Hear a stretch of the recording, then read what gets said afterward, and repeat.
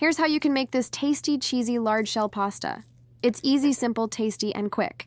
Salt some water and drop 340 grams of large shell pasta and boil it for about 10-12 minutes. Drain and wash with cold water. It should look like this. In a pot, drop a thin layer of olive oil. Add 1 tablespoon of minced garlic. Once it has some color, drop in some fresh chopped spinach and mix it well with the onions until well combined.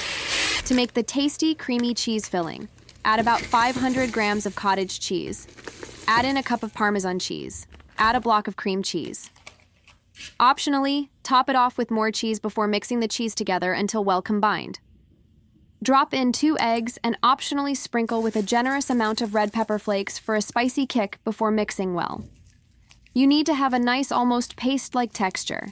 Drop in your spinach and onion mixture that you cooked earlier and mix really well to combine all those ingredients together.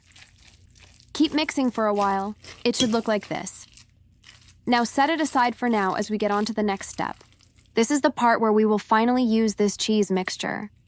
Stuff your pasta shells from earlier with the tasty cheese mixture and arrange the cheesy pasta shells along the oven tray. Now pour a large can of crushed tomatoes before sprinkling in some oregano and combine.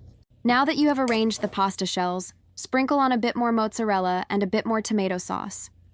Place in the oven at 400 degrees for half an hour. You will be left with a cheesy, delicious pasta shell dish that can feed many people. If you want to see more recipes like this, subscribe and comment if you have any questions. Enjoy!